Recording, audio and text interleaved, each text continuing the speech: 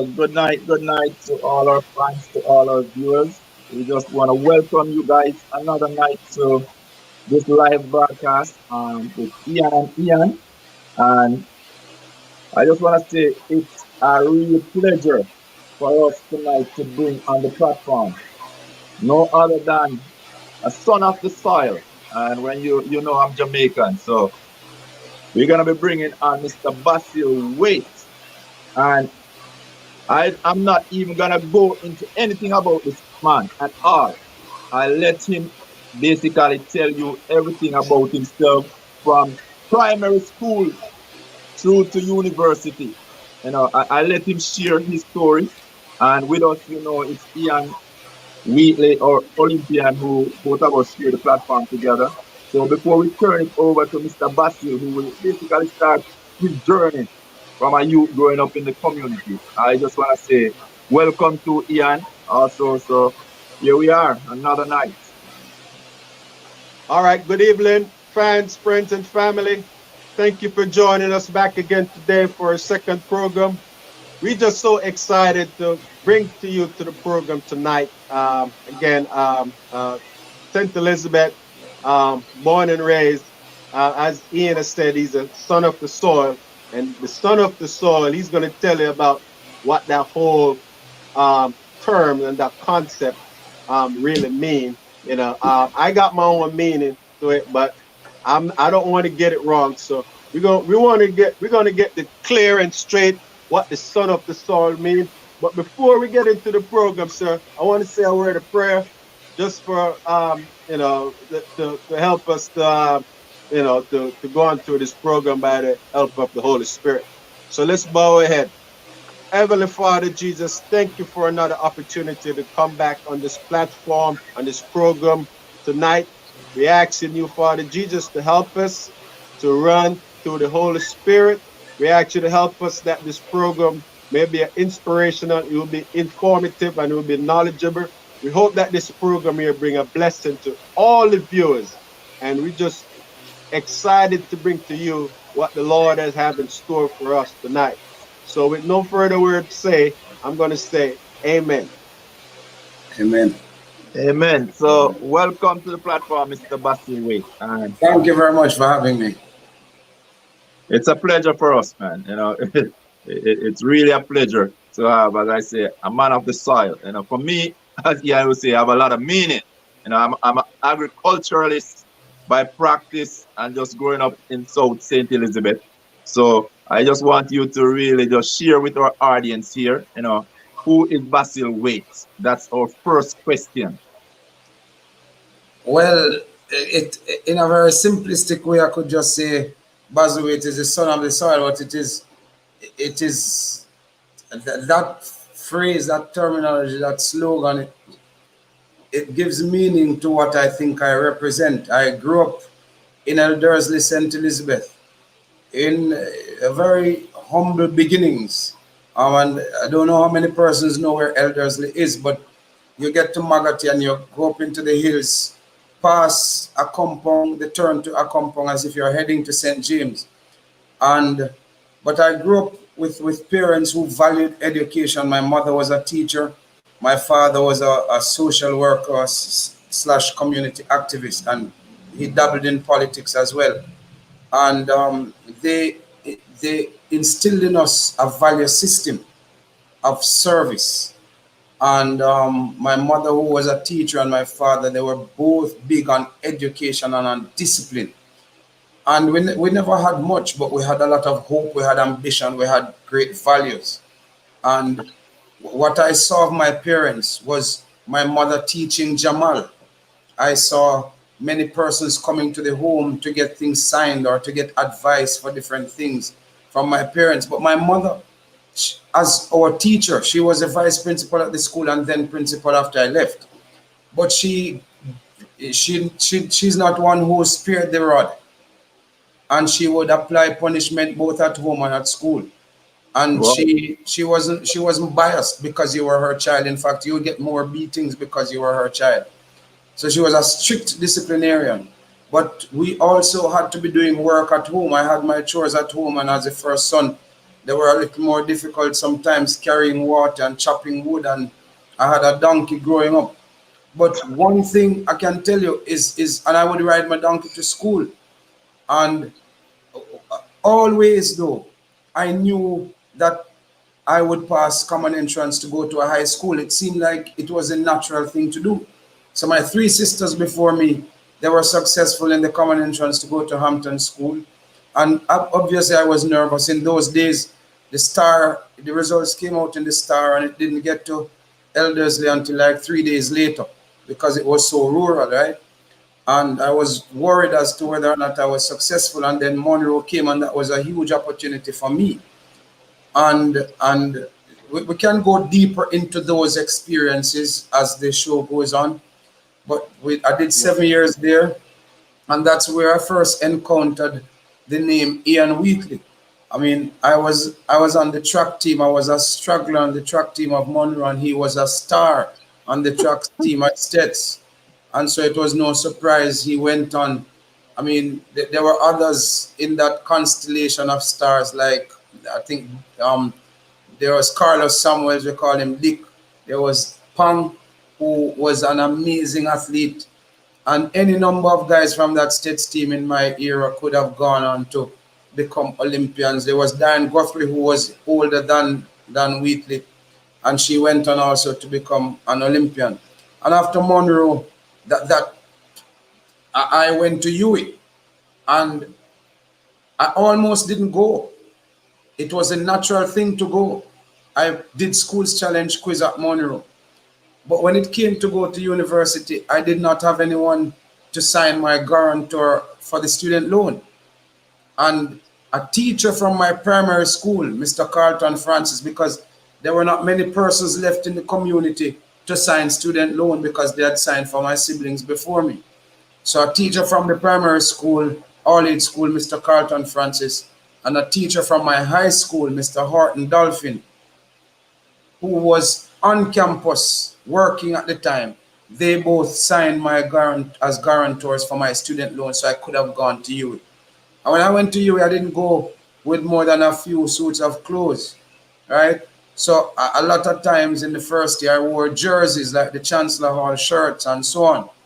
And I dropped running when I was in high school. I dropped track and field in about from third form. But the guys, I took it up on campus because they were ragging me and they knew I was talented as an athlete. But it served well because when I made the UWI track team, you were assured of 3 meals per day because you got meal tickets. And then I started teaching mathematics on the side up at UWI and working at the Earthquake Center to send myself through school along with my student loan.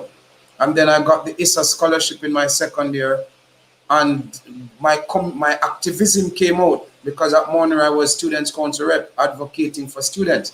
When I went to Chancellor Hall and I looked on the board in the dining room, I saw names like Trevor Monroe, P.J. Pattison, Erskine Sandiford in Irving Hall dining room. I saw Anthony Abrams and a number of other guys, and I said to myself, oh, so this is where it started. Looking on the names of them as former hall chairman, Burchell Whiteman, and so on. And I said, oh, so if I want to do well, this is where I need to make my mark. So eventually I contested and went on the hall committee, and then I became hall chairman. And we locked down the campus a couple of times when they were increasing the fees. We marched to Jamaica House, and even though I had PNP sympathies then, my fight was with the student, for the students. And so even if it were PNP that was in power at the time, I had to advocate for the interests of the students. And after being hall chairman, I went and became guild president. And after I left UWI, I graduated with a degree in mathematics. When I left UWI, my first job was at Prime Life Assurance to study to become an actuary. But then they had an election in September 98, and I wasn't able to go and vote because my vote was in St. Elizabeth and work was in Kingston. And so I said, no, this work, this Prime Life private sector business is not for me. And I then went to National Youth Service, and I became president of the PNP Youth Organization, and we had a lovely stint there. We won the elections in 2002. And then I said, I don't want to just be normal in Jamaica. I need to see more of the world. And I need to have a greater network in the world. And so I applied to do my master's. Um, and I applied to a number of universities, and I got accepted at a number of them, and I chose Harvard. And when I got accepted to Harvard, I remember it was a very challenging time in my life personally.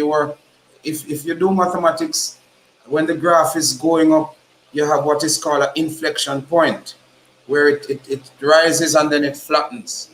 If you are in car racing, you have a pit stop where you pit stop to change the tires. In your life, you have a pit stop. And in your life, you have an inflection point. That was an inflection point in my life. So I was very relieved when I got accepted to go away. But then I had another challenge in terms of how would I finance my education. And I was asked by the then Prime Minister to speak to a particular individual. And the event individual said to me, why go to Harvard if it is so expensive? And I was very shocked. And I said to myself, this little youth from El Dursley, St. Elizabeth, who grew up going to the field with his father and having dreams, planting peas and corn and digging yam hill and carrying water and tying out goats and riding donkey.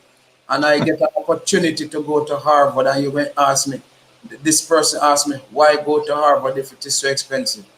And luckily I have an uncle living in Florida who came to the rescue and signed the loan application with Citibank as my guarantor for my student loan.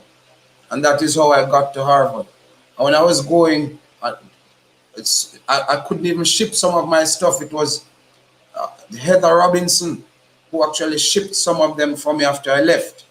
And Carl Blythe assisted me. I remember breaking down crying in Birmingham Coat Factory in Florida because I was going up to Boston and I didn't have the coats to wear.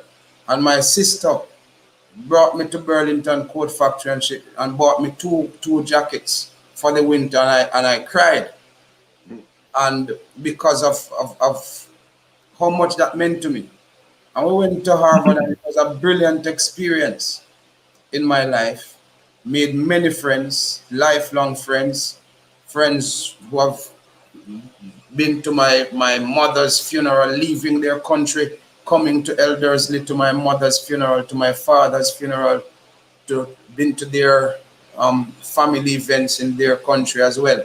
And those are lifelong bonds that we formed there at Harvard. And while I was there, I decided I wanted to work at the World Bank to see what it's like. And I worked at the World Bank and did econometrics and did a number of economic modeling for days and nights, and traveled with the World Bank to Argentina. And luckily, I did some Spanish in high school, so I was able to converse with the Minister of Finance there to do my thesis. And then I got accepted to the number one and number two management consulting firms in the world, McKinsey and Company and Boston Consulting Group. And when they were trying to woo me, one company offered for me to meet Oprah Winfrey. Another company took me to the White House to tour the White House and into the Oval Office and the press room and everything. And I eventually chose McKinsey because, I mean, who can say no to McKinsey and Company, right?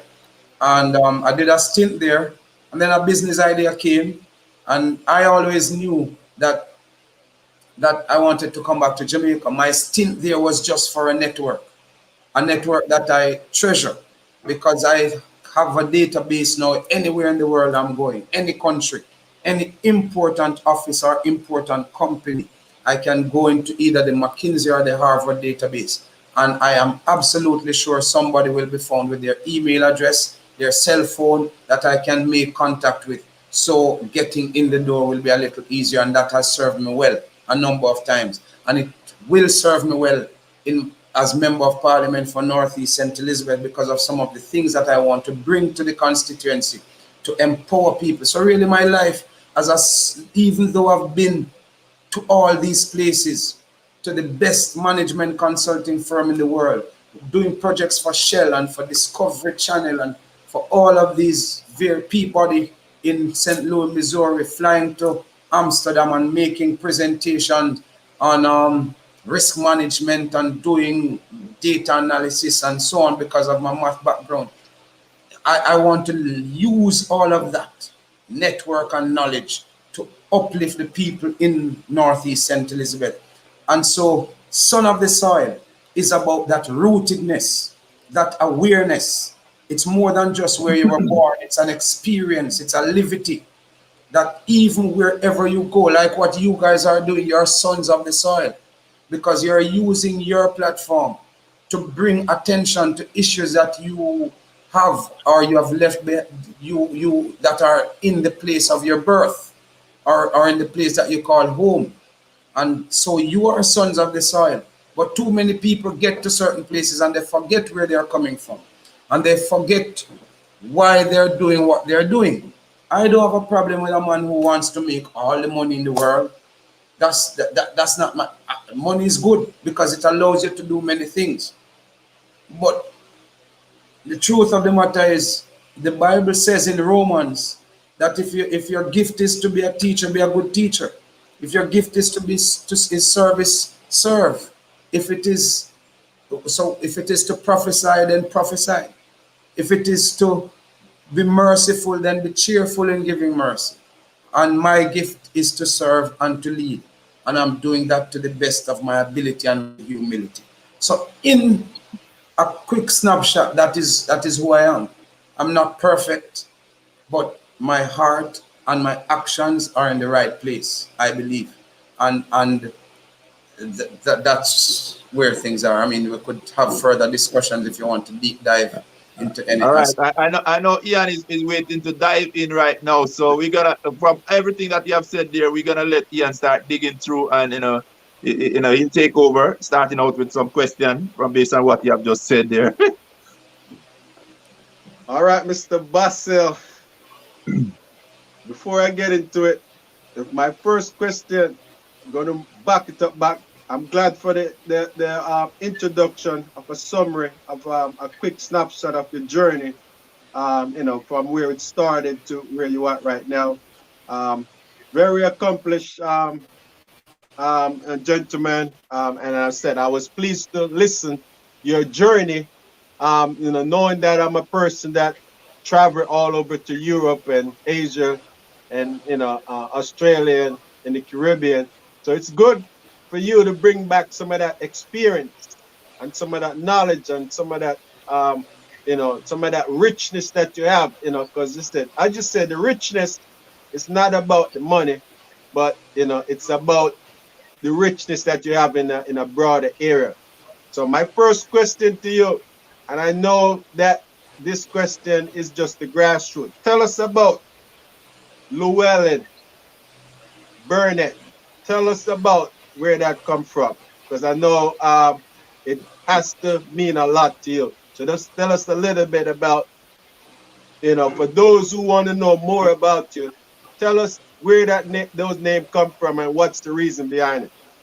Okay, so my full name is actually Prince Basil Llewellyn Walimo Burnett Waite. And Wow. yeah, so my father has four sons.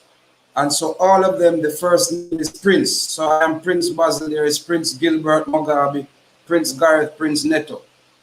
And each of us has the name of a revolutionary. So mine is Walimo, which is a Swahili tribe name of Julius Nyerere, the first president of independent Tanzania. My other brother is Mugabe from Robert Mugabe of Zimbabwe. My third brother is Estrada from Ulysses Estrada, who was the Cuban ambassador to Jamaica, declared persona non grata by Edward Seaga in 1980. And the fourth is Neto from Agostino Neto, who was the freedom fighter and first president of Angola. So that's my middle name, Mwalimu. Then there's Llewellyn Burnett, which is the name of my mother's father. So I was named, my father is Basil Waite, my mother's father is Llewellyn Burnett. So I was named of those two gentlemen plus Julius Nyerere. And Llewellyn Burnett, he was he wasn't able to read and write, but he was a decent, hardworking man. And he was a farmer and he also sold in the market. And I remember actually visiting my grandparents when I was very, very young in the market in Black River where they were selling. And they had three daughters, and all three daughters became educators. So from a man who wasn't able to read and write, producing three well accomplished educators. My aunt is an education officer. My mother was school principal and then a school inspector with the National Education Inspectorate Program. And when my grandfather died, he left he left me three cows and a donkey, and they sold the three cows, and that assisted in burying him. But the donkey found its way to Eldersley. And as I have a cut on my leg, my mother sent me to the shop. And when I saw the truck coming with the donkey, I was running so fast through the bushes. I got cut on my leg. I still have that mark.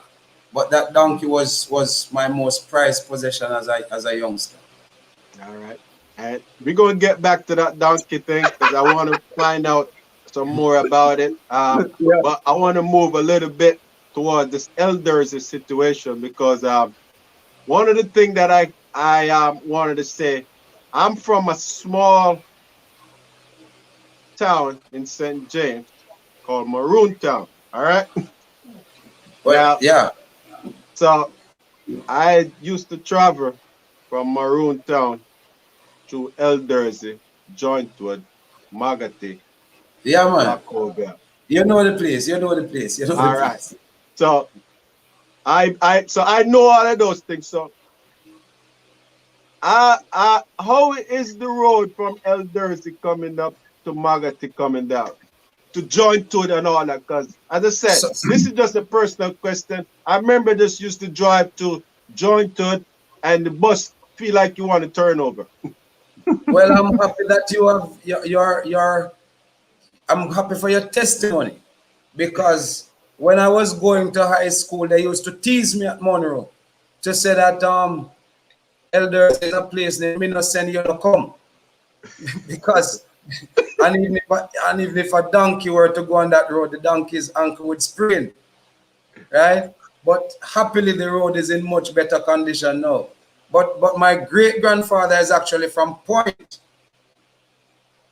in Malden, right at a place called Jack Lodge. You know, on that main road after you leave up Maroon Town, you Yeah. get to you get to Point, and on the Yeah. right turn you go to Malden, and then left it's Jack Lodge. That's where my great great grandfather is from, and What you, his son what's his his name? son, his name Because I'm last name. actually I'm actually from Malden, but the whole thing because we just use Maroon Town because we figure that you Yeah. might hear that from the St. Elizabeth side more, Well, So, well, maybe our blood is mixed up somehow because my great great grandfather was Henry Waite, and his son Thomas Waite went across the border to Saint Elizabeth, and that's where the elders, the connection, and they came in, and the compound connection because my maternal great grandmother is from a compound.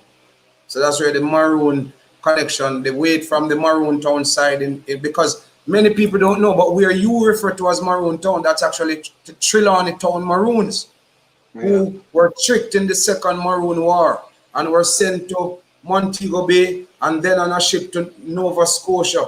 And many of them died there, and then the remainder were taken over to what is now Freetown in Sierra Leone. Many people don't know this. Yeah, A lot yeah, of history there, Basil. So yeah, between you yeah, and Ian, yeah. I want to come in right there because I know in the Maroon town, I saw you up there and you're saying your roots is A lot of basically, compound town. yeah, a compound. So your roots is there.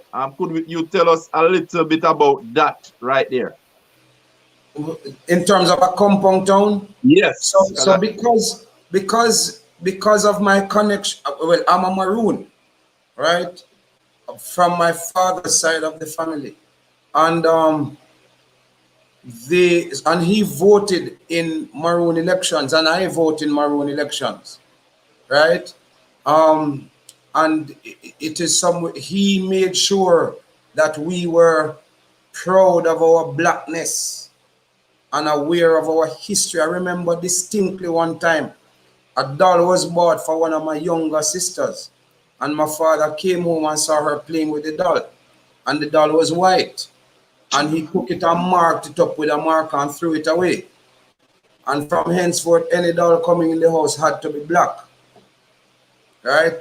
And he made us aware, and that is why he gave us the names that he gave us, right? So that anywhere in the world I go, I walk tall and proud as a black person. I'm not racist. I'm racial. I'm aware of my race. I'm aware of the struggle, and I'm aware of the importance of ensuring that people of my race get an opportunity to try to erase centuries of wrong that has, an injustice that has been done to them. But I'm not a racist, but I'm aware of my race and I'm racial. You get that?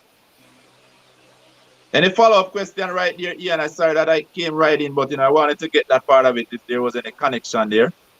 Yeah. Well, I didn't get I didn't get a good understanding on how is the transportation going back.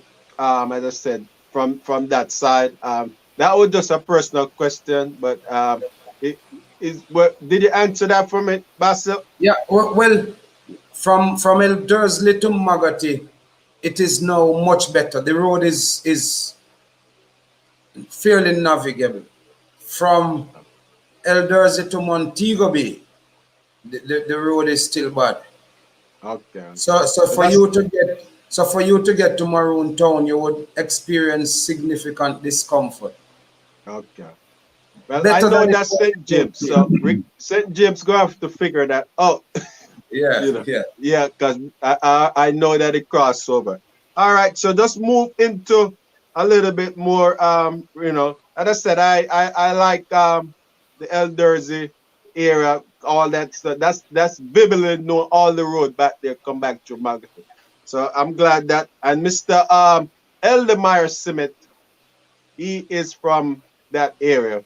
He's from Thornton. Okay, okay. But still the Magati side, going to Magati and go around. Okay. So let's move along. Just a little bit to talk a little bit about what you did the studies and you went back to Jamaica. Now you went back to Northeast St. Elizabeth. So how long have you been representing Northeast St. Elizabeth? So here it is now. This I've had a tumultuous period in my political journey. So I came back to Jamaica. Then I was appointed a senator, and an opportunity came to be the candidate in Northeast St. Elizabeth. And we had what in the US you would call a primary, which is an internal party contest. And there were five of us in the race, and I got more votes than the other four combined. And at the last minute in 2011, before the election, like about 2 weeks before, I was pulled as a candidate.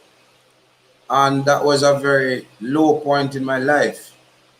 Then so I left the constituency, and I was advisor to the Minister of Local Government, senior policy advisor. Then after that, I worked as a I worked in project management at a construction of a hotel, Moon Palace in Ocho Rios. And from there, I went as also project management at Royalton Hotel in Negril.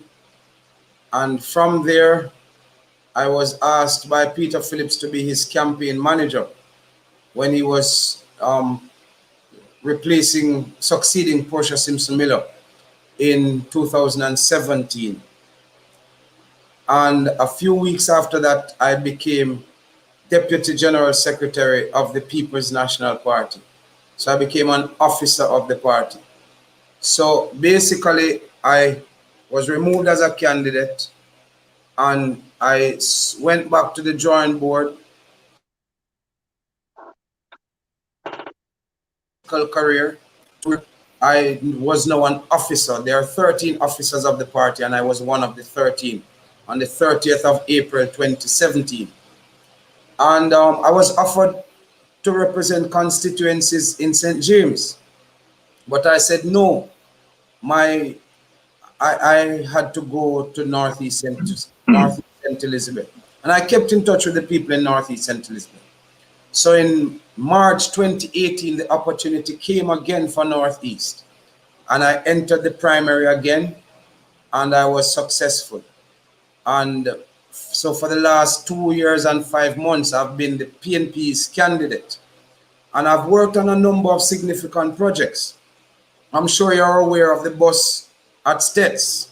Yeah, we're gonna Which, ask about that one. yeah, I work closely with Mr. Wellington, and he had some money, but he didn't even have 50% of what was required at the time.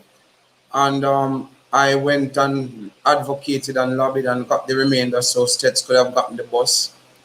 Um, there's a big project I'm working with him on now that it's going to blow people's minds, including yours, when you hear about it. Um, I've gotten a number of computer internet cafes running in the communities and at schools. I've gotten water projects like in Aberdeen that never had piped water before. They're on the verge of about 98% complete with a $43 million water project. I've gotten a $220 million water project approved for the Balaclava area that is going to solve the water problems in that area. I've started night football competitions. The last one we had at the SDC, at the community center beside Stets. The final attracted 5,000 people. Way into the night, finished at about 1:30 a.m. Right, and a feature of the final is always a over 40 match between Monro and Stets. And funnily enough, that's the only football team I've legitimately made. Well, that and the Harvard team, because I've loved football, but I've never really been able to make a team. So I make sure that in my football competition, there's a over 40 game that, and since it's my competition, then I have to play. Okay. So Okay. we, All right. we've gotten a lot done. And so I am going to the people of Northeast St. Elizabeth to say, look, I'm not your member of parliament. I am not a councillor. I'm not an MP, but yet I've been able to do all of these things. My party is not in government, but yet I'm able to get all of these things done. Imagine if I had the pen. Imagine if I am your member of parliament. Imagine what we could do together in transforming the lives of people in the constituency of Northeast St. Elizabeth. So that's really what I'm saying to folks. I've put my manifesto together, which I think it's an impressive manifesto to diversify the economy, to address the water concerns of the communities, to improve infrastructure in terms of roads and housing, to look at technology, setting up free Wi-Fi centers in the main towns in the constituency, getting internet cafes in communities so children can have homework centers, putting computers in school under the e-learning program, so whichever home you're from, you're able to access the internet and the information highway of the world. And we're looking at education, where we want to get all basic schools certified. We want to get the literacy rate above 80-85% in all of the primary schools. And we want to get the high schools with their science labs, computer labs, so that whichever high school you go, if you go to Stets and you go to Sydney Pagan, you're not getting a better education at Stets and a substandard one at Sydney Pagan. We want to know that whichever school you're going, you're being exposed to a quality education. And we have started skills training in the constituency. Prior to last year, if a young person wanted a skill certificate from Heart, they had to travel to Black River or to Junction or to Mandeville. Now, since last year we started this Heart program, 170 persons registered in the first batch, 20 dropped out, and 140 of the 150 were successful. The graduation is on the 20th of this month, which is in the week coming. right? And we're expanding that program. We're repeating it at Roger Clark High. We're expanding it to Sydney Pagan, and we're expanding it to Stets. So by the end of this year, there'll be 3 centers for skills training on the heart in Northeast St. Elizabeth. And I'm excited about all of this and about the opportunities that we can bring and how I can leverage my network and utilize my negotiating skills to bring more projects and opportunities to empower the lives of the people in Northeast St. Elizabeth. All right, Mr. Excellent. Basil, I am going to touch on an area now because what you may not know, I am from South St. Elizabeth. Yeah, However, I spend a lot of my working days at Appleton Estate. You yeah. know, I basically build my house up there at Union over in that scheme. That's where I basically have my So home. what I would like you to do is that I want you, when you return to Jamaica, I will take you to the EOJ office because because since you have the house in Union, then you are a resident of Northeast St. Elizabeth. So I want to get you enumerated so that next elections that we have, you'll be able to cast and put your X beside the head. All right, so I'm not gonna, see, because tonight I'm not gonna make it about politics tonight. I'm gonna make it about you, the human side of you. But Yes, yes, yes, in yes. Well, that area. I had to put that plug in. I I mean, know, I know, man, I know. I had to put that plug in. So what I wanna hit you with is that I used to work the Raheen side of the estate. I actually live at the house that Roger Clark used to live.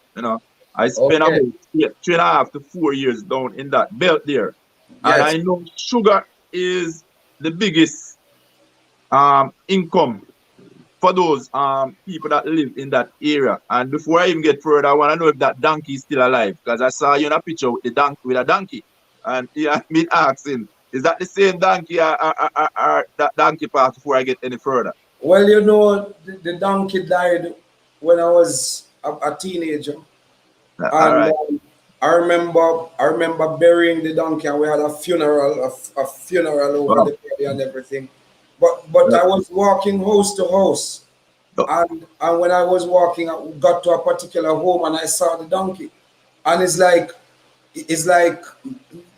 memories just kept flooding back to me, and I had to go and just pet the donkey the way I used to pet my donkey before. And people who were walking with me were surprised because they didn't know I had a donkey and they didn't know why I reacted that way. But it's because it brought back so many memories. yeah. So condolence to the donkey, guys. You're attached to the donkey. We can tell that much, guys. I saw you, with that one, and I could see the passion. So what I'm trying to say now is that in that sugar belt there, I recently understand that Campari, who had taken over, we know it's Jerry and Nevy, everybody know it as, but it's Campari, that spirit group there, that had actually been running the estate really. And from what I understand, they have decided to close the sugar part of it. So I think the rum part is still gonna be operable, but the sugar part of it. And what I want to ask you is the effect that will now have on the constituency within that, knowing that that's your livelihood. Because as I said, I used to be a manager on that side. Most of the guys used to work with me, and I know that they didn't even bring home much, but what they were able to do with the little that they brought from the estate, I tell you, coming from the south side, I did not understand how they made that little money stretch, but they depended so much on that little job there at Appleton. So what I want to know from you is how that have affected that area in terms of, I know all the way from Elders around that here, Balaclava, down into Magati, down into Roses Valley, all that area there. I know that's just basically sugar belt. That's what they depend. How have that affected those people, and what's the plan? If you could Well, just elaborate. let me just say that I'm so happy that you have validated what I've been saying in terms of how it will affect people's livelihood as somebody who actually lived it and knows the impact that it has on people's lives around there. The principal of the school will tell you that when they have fundraisers during crop, I mean, they make more money for the school. The The pastor will tell you that they get more collection. There are people who go to the shop on credit to pay when crop is over. There are people who save in the credit union that is around at Appleton. It is a lifeblood. It is that is what life revolves around in that entire cane belt, which goes as far as to Bogan to Elim and sections of Brace River, because cane is there onto Barton, right? No, I don't believe it had to come to this. Let me just start out by saying a couple of things. One, Go ahead. what this will do is devastate the entire economy in the area. And for it to just be done without even any warning. Yes, the cane will still be in the field because Jerry and Nephew have said that they will subsidize the cost of moving the cane from Appleton to Frome. So let's say it took $10 to move the cane from your field to Appleton Estate, and it will now take $30. They will pay the additional $20. That's Okay. what they have said for 3 years. But what will happen after 3 years? That is the question. What will happen after 3 years? I've heard many persons saying cane is dead because we are not competitive on the world market with cane. Okay, fine. The only country in the world that produces sugar below the world market price is Brazil. That's the only country that consistently produces sugar below the world market price. But many countries are in sugar. Why are they in sugar? They actually protect their markets. They have a tariff, so the Brazil sugar has to pay that tariff. So by the time it gets into that country to compete with their local sugar, it cannot compete because it's priced on parity or marginally higher. So it protects their local market. And why do they do this? Because thousands and hundreds of thousands of people in those countries are employed in sugar. In Jamaica, as our sugar industry stands, it's about 60,000 persons, directly and indirectly, who are employed. You're talking about truck drivers, truck owners, farm stores, heavy equipment operators, chemical producers, and plus the direct persons, the engineers, the accountants, agronomists like yourself, and other persons who work directly in the system, who will be affected by this. No. Do I think we can have a viable sugar industry? As long as we eat sugar in Jamaica, we can have a viable sugar industry. Right now in Jamaica, we consume about 40,000 tons of brown sugar in Jamaica, right? But we import up to 80,000 tons of granulated sugar. What do we do with it? We say it is for manufacturing, and yes, some of it goes to manufacturing. But there's also seepage of that same white sugar into the supermarket shelves. So it cannibalizes the brown sugar market, because there are people who will use the white sugar because you bring it in duty free, and say because they give it duty free because people say they are using it in manufacturing, right? So it comes in duty free. So it's then cheaper on the supermarket shelf. So people buy that white sugar instead of the brown sugar, right? We can simply protect that market by doing two things. One, declare that we are no longer going, and say you're going to phase it over 3 years, that within 3 years you're going to stop issuing duty free for white sugar. And what will happen is that good investment money will always follow good opportunity. There will then be an opportunity for somebody to produce white sugar in Jamaica. Now, when I make that point, people will push back and say, but to make the refinery, it's very expensive. And I will say to them, there are two types of refinery, two types of sugar, white sugar. You have the granulated sugar and you have plantation white sugar. Granulated sugar is from an expensive refinery. Plantation white you make directly from sugar cane. So it's cheaper to be done. It is what they give you at a 5-star hotel in Brazil. It is what Coca-Cola and Pepsi and other drink manufacturers use in Belize and in Brazil. All Belize produces is white sugar. Belize, our little Caribbean neighbor, right? So we can do the same thing in Jamaica and produce plantation white. So the 80,000 tons of white sugar that we import, which puts pressure on the dollar, which puts people out of jobs, can easily be turned around if the government has the will to do it. But they don't believe in it. And the worst thing is, even if they don't believe in it, they haven't put any alternative development strategy in place. So one of my challenges will be, because Appleton has Real Navy, they have leased out the lands to a group of farmer managers. And these farmer managers will be there for 3 years. After 3 years, what will happen? And when these cane farmers and people are out of a job, a company with 3 people will own all those lands. I say no. We may have to go back to the drawing board and see how we can have an agro park there where persons are getting the financing and the inputs into specific products for local consumption in the hotels and otherwise, and also for export. So we can have a proper agricultural market. But I don't believe sugar has to die. Because what's the sense we can protect our sugar market? And people will then say, okay, I am for free trade. We should not protect our markets. And I'm going to say to them, okay, let's go that option then. And they will say, okay, let's go. And I'm going to say to them, did you know that our poultry industry in Jamaica is protected 260%? Did you know that if you were to remove the tariff from poultry, Jamaica broilers and Caribbean broilers, CB chicken and best dress would not survive 2 weeks? Definitely wouldn't. Produced chicken would come in. It would only survive as long as it takes for chicken to leave the port of Miami to Jamaica. Did you know that tomato and lettuce and cabbage is protected 260%? Did you know that melon is protected and pineapple and papaya and mango is protected?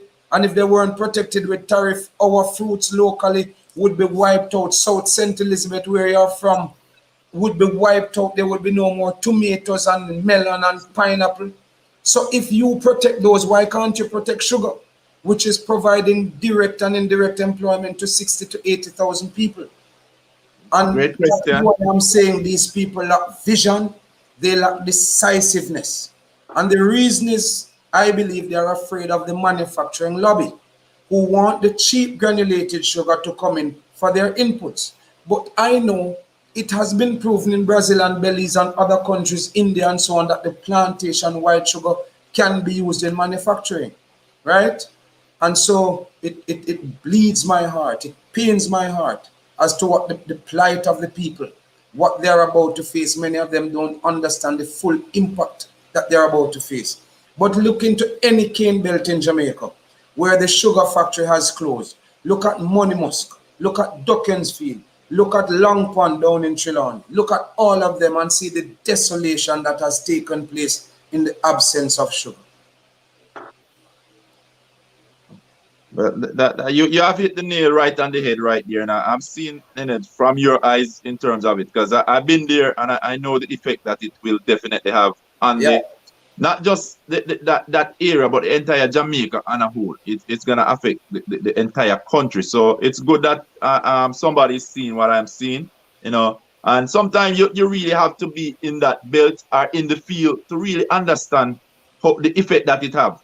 When you look at something that's gonna affect even a little bar, a street side business, you know, you definitely know that is gonna be a great impact right across. So Ian, as you're listening, I know we're gonna have you before you fall asleep over there, you know, listening in there. No, as I said, it's for me, it's a long history. I mean, and I seen this thing happen all the way in Montego Bay. I don't know you guys talking about Kane, but I'm just telling you that this stuff is slowly declining, and if we don't do something about it, we're gonna have to import sugar, and we're not gonna have our local own. So somebody, and I said, I'm glad that Mr. Basil see the need for it, because as I said, my father grew up working on a plantation in Montego Bay, owned by a man called Car Jarrett in Barnet Estate. used to have sugar all the way in a bowl cane, all the way in those places. But all of those things right now turned on into commercial, and it's sugar. Same thing with the banana. I remember when the banana was growing and a lot of farmers and things going on. So Mr. Sebastian, the question that I want to ask you, where, what's your input on agriculture altogether up in St. Elizabeth? What would you do, or how would you help some of these small farmers, or what? Just give me a little a vision that that you would able to implement or try to execute about farming, small Let me farmers. let me tell you, right now, except for Appleton in Northeast St. Elizabeth, there is not much in terms of secondary producers. We are primary producers, and you and I know you don't make any money from being primary producers. So if you grow sugar, you don't make as much money as a man. If you grow sugar cane, you don't make as much money as a man who makes sugar. If you do scallion, you don't make as much money as a man who makes jerk seasoning. If you're a fisherman, you don't make as much money as the man who packages it and and and and and sells it in the supermarket. So we need to look in Northeast St. Elizabeth how to become secondary producers by having more factories, having bami for export, having pineapple for export, having papaya for export, and not just the whole pineapple and the papaya, but pineapple slices in cans and papaya slices in cans, and selling, exporting breadfruit in cans and yam in cans to the diaspora and ackee in cans. So, but many persons are asked to farm and they give them land, but you do not give them the input. So when you give a man who has no money the land to farm, and you don't say to him farm XYZ because the market is what is demanding XYZ. And we don't want you to have too much because it will lead to a glut in the market and then lower the prices. So that's one issue. They plant the wrong crop, or they plant the right crop, but they plant it at the wrong time. So you get too much coming throughout the time and it depresses prices. The other thing, they may not have the inputs, such as the fertilizer and the chemicals. So why can't we set up a system where if we're going to have the agro park, we're going to support the farmers with the inputs. And these inputs can be taken out of the revenue that they will get from the having farmed, and you assist them. Have an office in the Ministry of Agriculture that's not just platitudes and words to say we are doing this and we're doing that, but actually do it.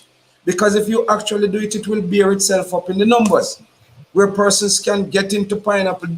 You go into many of the hotels in Jamaica, they import pineapple to sell in the hotels. They import lettuce to sell in the hotels. They import cauliflower to sell in the hotels. They import lime to sell in the hotels. Many of these products they are using in the all-inclusive hotels. They are importing.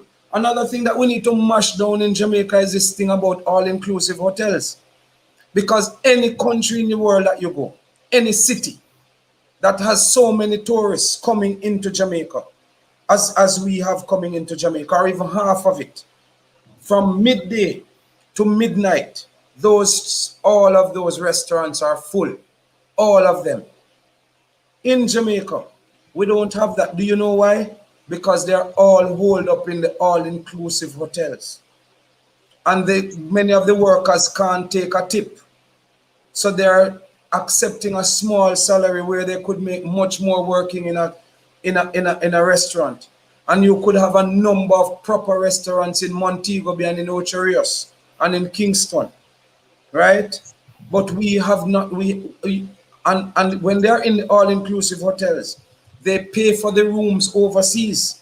So I can tell you about a number of hotel chains where when you go to buy the ticket, the travel agent is owned by the same company that owns the aeroplane that you're traveling to Jamaica, that owns the bus that does the transfer from the airport to the hotel.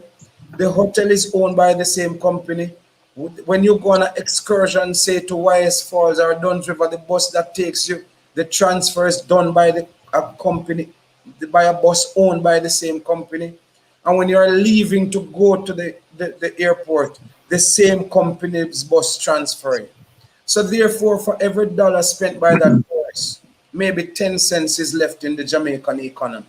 And if we don't disrupt this kind of monopoly in our tourism market, we're not going to have a thriving um, tourism industry that truly empowers the Jamaican worker and truly contributes to the Jamaican economy.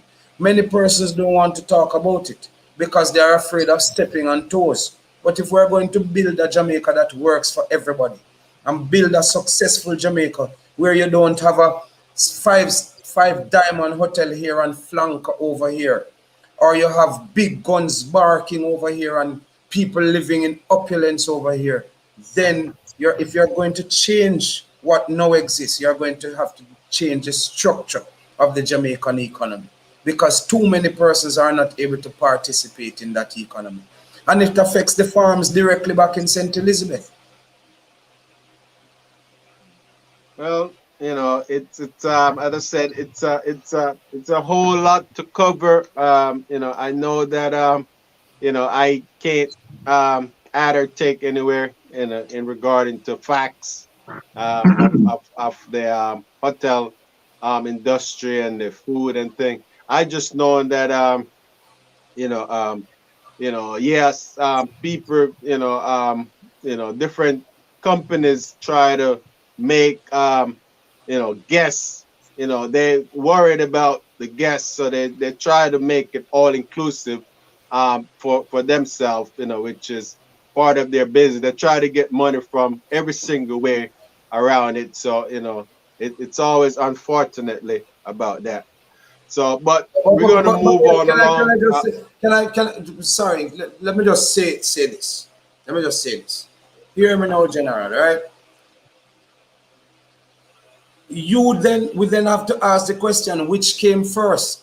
Is it a chicken and an egg situation? Did the guns come before the all-inclusives? Or did the all-inclusives come before the guns? Is it because of a depravity in life which force people to pursue a particular type of lifestyle so they can survive? Right? So which came first, the guns or the all-inclusive? Because it is not the guns that forced the people to start all-inclusive, but everybody became excited about that business model and not having the vision to see how it would affect the Jamaican economy in the long run. And that is the reality of the situation. And it is a conversation that many people are not courageous enough to have because it is some of these same hotel owners who finance the politicians. Well, And that's the reality of the well, situation. yeah, yeah. You're going to many of these hotels.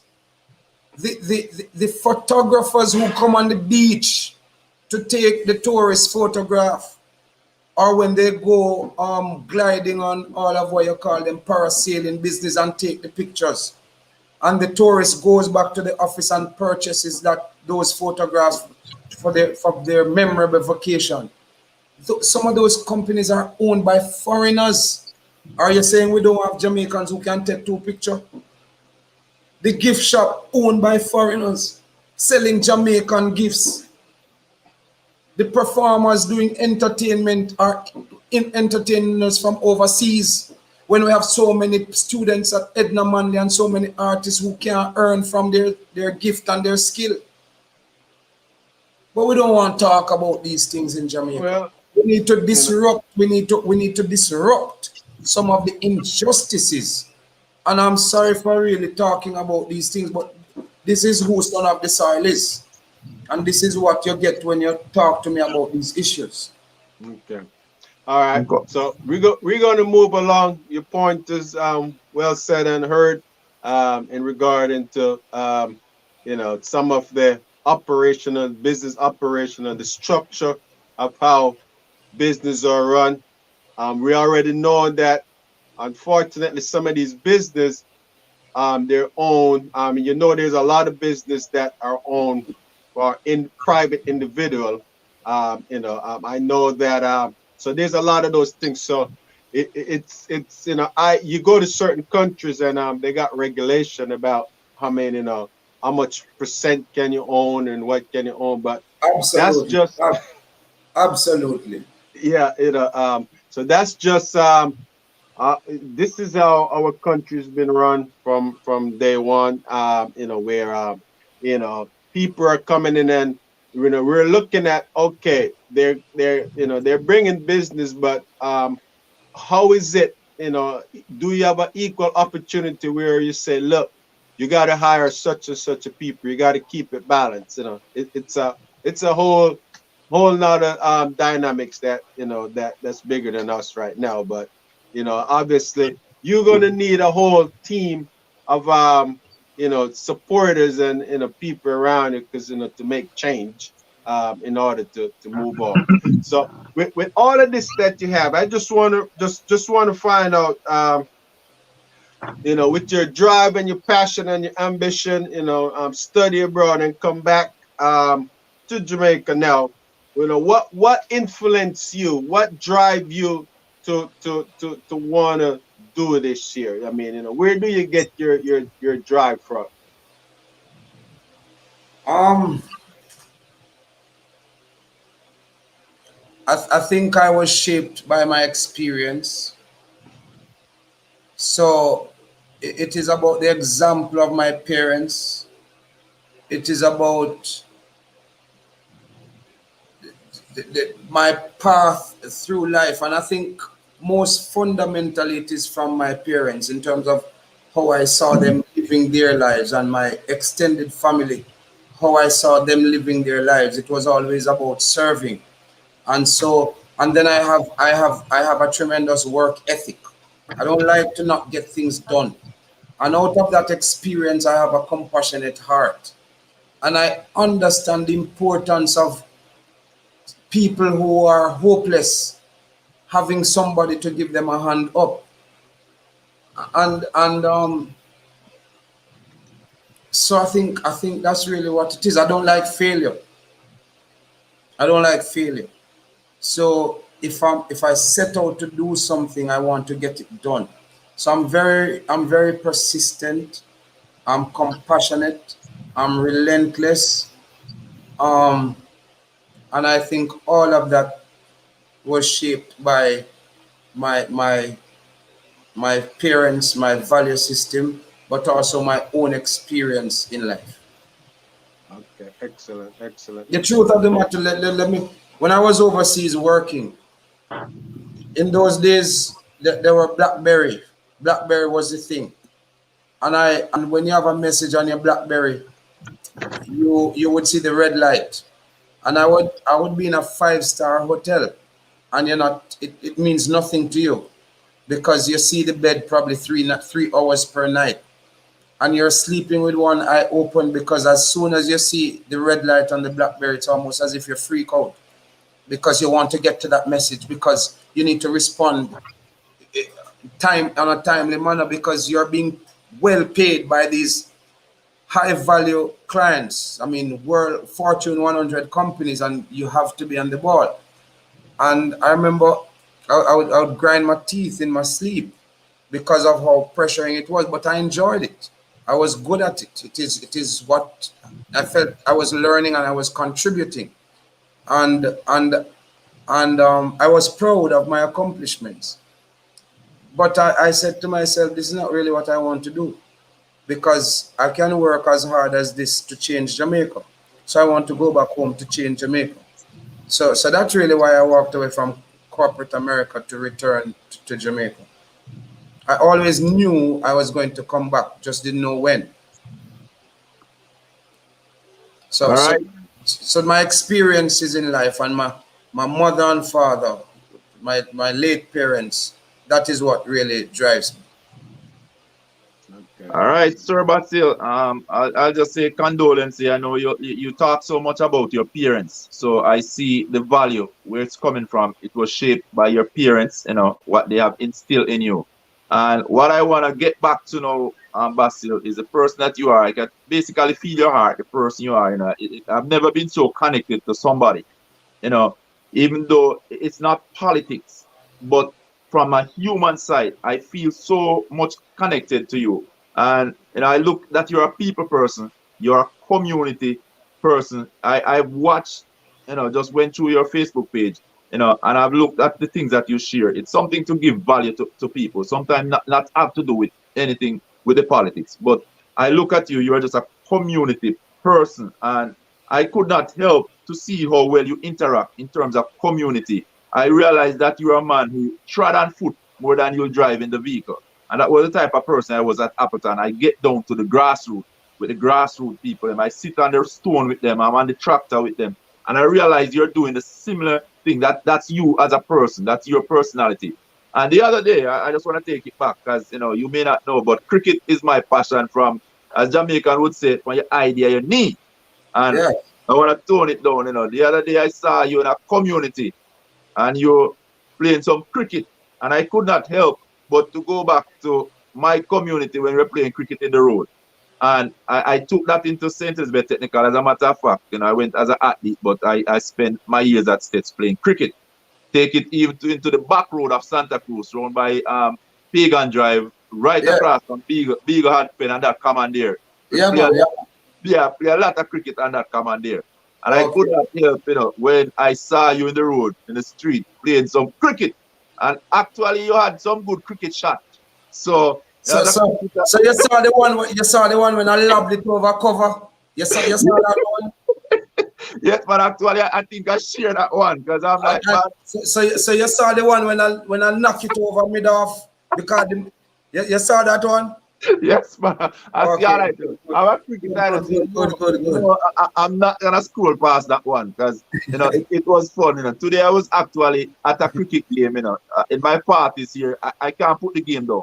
The only Yeah, issue me and my wife would have on a Sunday is when it comes to cricket. I would yeah, want to lobby, become a lobbyist between going to church and going to the cricket field. yes, So, yes, yes. just the passion So, I so, saw so you. do you know Kirsch Lemard? Yeah, man, no curse pretty well. Kirsch is from the same community I'm from, but Okay. he was a great spin bowler. Yes, man. Well, I think you play some ball in the road with him because you're looking good there. So could you tell me about those events when you're actually interacting with the community itself, on the street with these youngsters playing cricket? What type of feeling So, that so brings? let me tell you what it is now. For me, I am grateful that I can play with them. I don't see myself as this larger than their level or higher than their level. I am grateful that they accept me to play with them and they see me as their leader or representative playing with them. And they wouldn't understand how grateful I am because it just brings back so many memories and it's an opportunity for me to interact. It's a stress relief because what I'm doing is very, very, very stressful. There are times I get home 2 a.m., 3 a.m. and have to be up by 6, 7, and this can go on for days at a time. And you're thinking about so many things. People are calling you, people curse you because they can't get you, they don't understand you can't answer every phone call because you're in meetings sometimes, and so on and so forth. So getting an opportunity just to let go with the guys, whether playing football or cricket or playing some dominoes, it is a joy. And I hope I never lose that playfulness about myself and the ability to not take yourself too seriously. All right, well said. I love that about you. And I'm gonna go back to something again, and the fact that I was talking about the sugar belt and the factory being closed. So I know a lot of these land, after the 3 years, these land, you're probably gonna have to dig deep in terms of what we're gonna do with it. But I've seen you in the hills now where you went and visit this lady, Miss Eula. who was twisting some tobacco. So it looked like a big business. I didn't realize it was such a good business. And You're a now you smart have man. You're a land. smart man. You You're probably a have smart man. to use some of those land applicants sooner or later to turn into tobacco business, let it happen You again. want me to tell you? You want me to tell you something? Yes, sir. Today is what? Today is Sunday. Friday night, I was in the market, about 7 o'clock in the market in Santa Cruz. And some people asked me what were my plans for a particular thing. And I was saying to them, listen, those lands could probably go into tobacco. And we could actually have a cigar operation. And since then, I have actually reached out to a gentleman who I know quite well in the Dam Rep, who actually owns a cigar factory and plants tobacco, and one of the best brands from Damrep in terms of cigar. So, and it's not to say that is what we will lobby for, but you have to explore and come up with ideas in anticipation. Because let me tell you, this thing with Appleton never just come about overnight. If you don't have sugar as if you don't have sugar cane, you can't make sugar, Mm-hmm. right? And when Appleton expanded the factory, they were taking the cane from New Yarmouth in Clarendon, and they were taking the cane from Holland Lands and from Casa Maria over I know by all Bar. about it. Exactly. So when they gave up the lands 3 years ago in New Yarmouth, the Minister of Agriculture should have called them in and said, look, what is the plan? Because obviously if you are giving this up, the plant is going to be operating at a suboptimal level. So what's the deal? What's the story here? And then last year when they gave up Holland Lands, the minister should have, even if he were sleeping 3 years ago, he shouldn't have been sleeping then, right? But I suppose, anyway, I won't make this show get too political, so I won't say what I was going to say. But All right. what I'm saying is that government has a responsibility. Your leaders have a responsibility to defend the interest of the people at all times. And if you are a leader and if you are being appointed in a position to lead and to serve, you have to have foresight and vision and the ability to analyze and to engage, so you don't have a situation as we now have, where just without warning they just throw the closure of a sugar factory with a 1.2 billion budget on the thousands of people who depend on it for their livelihood. Yeah, yeah. So yeah, so yeah, I'm glad that you're thinking along that line also, because when I saw you actually with that Miss Eula and her husband twisting the tobacco, I know that tobacco, especially out of Cuba, which is just adjoining to Jamaica, 90 miles out if we ask, they use it as a big business. Yes. So I know consult can be gained from very close by, and Cuba and Jamaica are very much close allied. So that's another thing that to experience. I'm glad that Ian put up this background picture with the mountains and the hills. Real representation of our terrain there in Jamaica. Beautiful island, and it would be hard to see Jamaica be hit with another. Basically, this closure of Appleton for me is looking like another pandemic. Well, I want to tell you what's a pandemic. A pandemic is the government wanting to mine in the cockpit country. That is another pandemic, right? So all of where Ian is from, up in Maroon Town and all those places where they want to mine, that supplies 40% of Jamaica's underground water, fresh water, 40% of it. Yet the government wants to mine the cockpit country, right? So they are willing to destroy the flora and fauna of the cockpit country, but they are not prepared to put the tariff on to protect the local sugar industry. Tell me if this government has their priorities straight. But Well, that's guess not what? for you to answer. That's a rhetorical question, because We you're not want a more. politician. We need more people with vision. On Yeah. both sides, people with vision, and definitely all these are things that need to But, be but, but, handled. but I want to reason with you a little bit about states. Because I want to go them and go on. We love it. So we have a you lot know, of you know, you know, that states, and I'm not saying this because I'm in Santa Cruz at the moment. But States is one of the best high schools in Jamaica. Well, you say it, sir. So I want to hear But, why you say it. because of their consistent, States won 28 out of the last 30 Headley Cups. They have continued to do well in sports. And I know you're on winning Headley Cup teams. Yeah, man. We're up to 13 here. I helped them up to that point. We're 13 straight. Exactly. Right? And in netball, cricket, they have people representing Jamaica, the West Indies. And the best of States is in the last 10 years. The best of St. Elizabeth Technical. And I don't know if it is because Keith Wellington is a Monronian, the principal. Well, rooted Monro and mother was at States in there too, so it's a good mix. The brain and the technical skills come together. But let me tell you, one of the projects I'm really excited about now, working with Keith Wellington to bring an 8-lane track to States. All right, Ian, we love that. We're trying to bring an 8-lane artificial track to States. And I went over there with him a couple weeks ago, and we have identified the land. I have made contact with the company in Germany to produce, who will be supplying the turf. I've made contact with the local civil engineering company that will be doing the civil works to prepare the surface for the laying of the thing. And I've spoken to the outgoing EU ambassador and linking me with some European companies operating in Jamaica, and also with a number of other entities to put together the 100 million, between 80 to 100 million, that it will require to put in that 8-lane track at States. But let me tell you the vision behind that. It's not just to give States a track.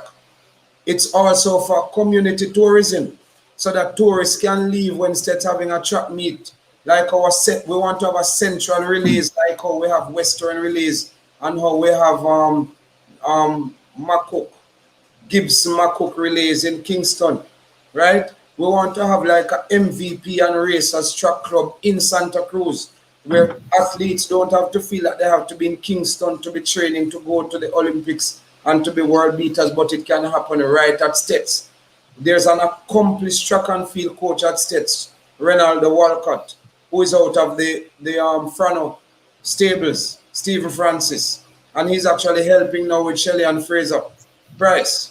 And we want to establish the facilities at States so we can have our own local track club, bringing people from Jamaica and all over the world to come to live and train in Northeast St. Elizabeth.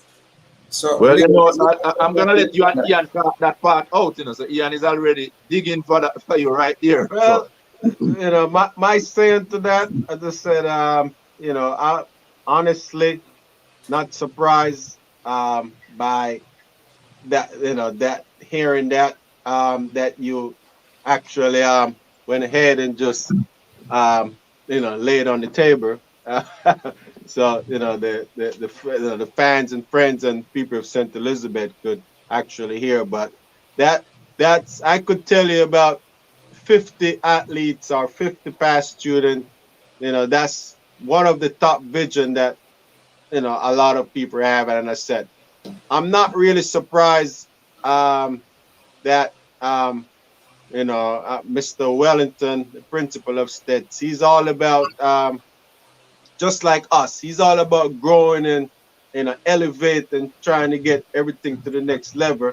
And he that's just him. He constantly knowing that if the resource is there and and the opportunity come, I know that but one of the blessed things about States that we always have is it just seems like we have the facility for these things to happen. It's been there.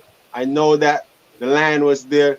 We're so talented. I mean that having a track, it's going to bring value, so the footballers can even have access to using the field more in the cricketer, and then track could be on another field. So that's going to implement. Now with the community, obviously, we know that the best location in the whole Jamaica I'm gonna be a little bit biased. It's the heart of Santa Cruz. It's right off the highway.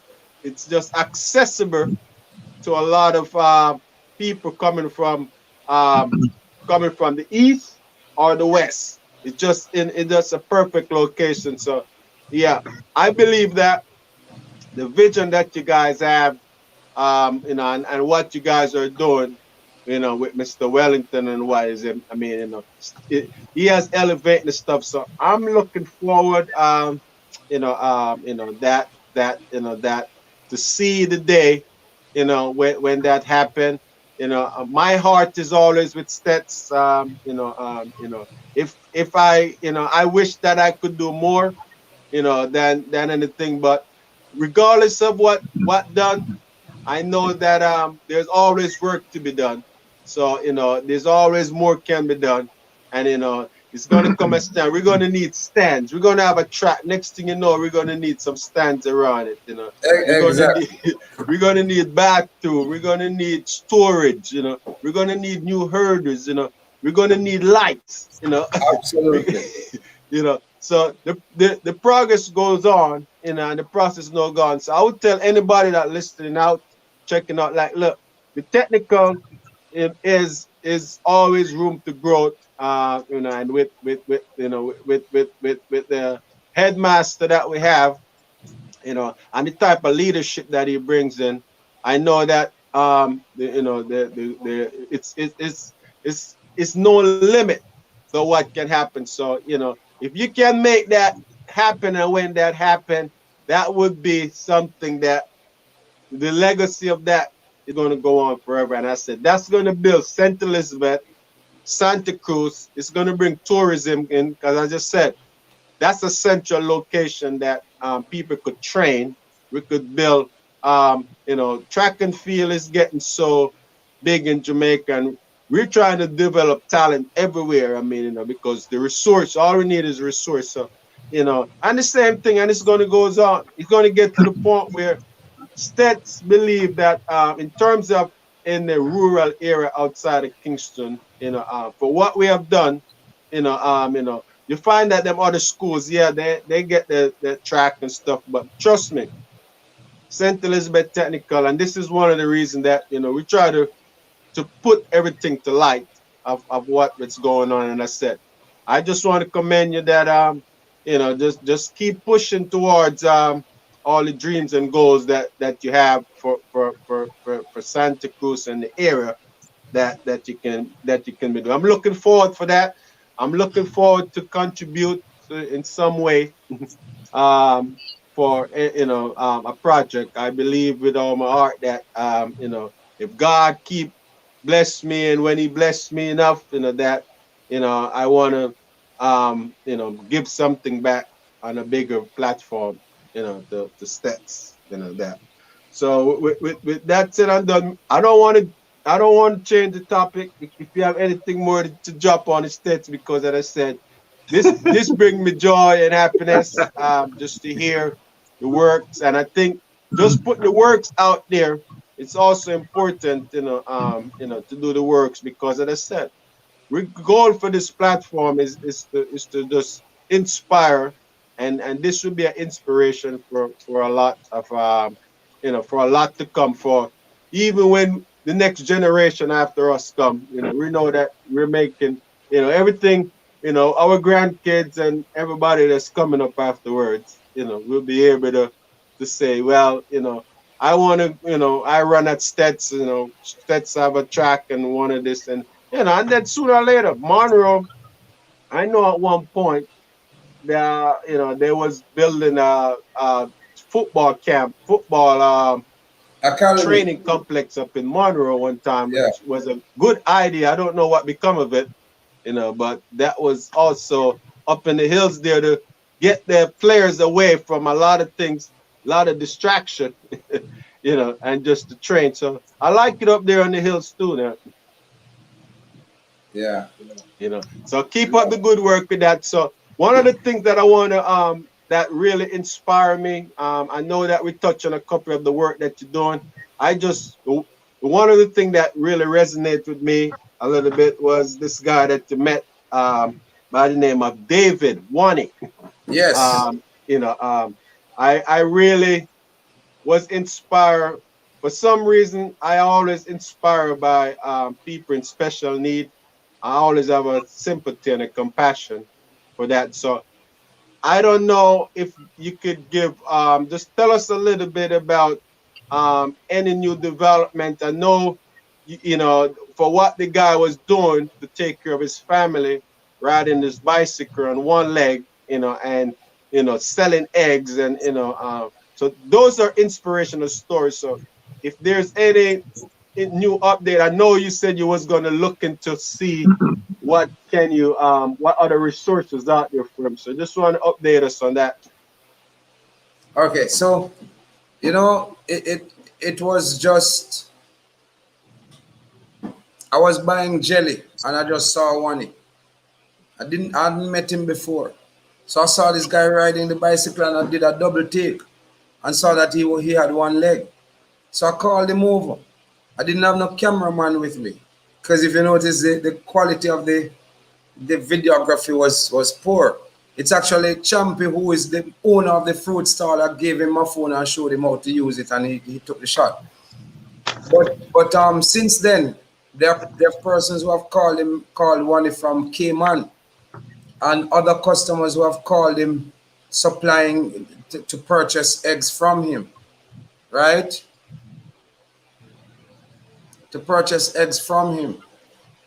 And he has contacted I have contacted Alpart in terms of getting some lands to lease, and Alpart have indicated that they can't lease the lands because the lands is owned by NLA. I spoke to NLA and NLA has indicated that the land is being held in trust for Alpart by JBI. So I went to JBI, which is Jamaica Bauxite Institute, and they have committed that they are prepared to give a no objection. But NLA would need JBI to tell them that there's no bauxite in that particular area or that they don't plan to mine that particular area. The long and short of it is, I will not take the runaround from them. I am going to find a way to get him at least a half or 1 acre plot of land to lease.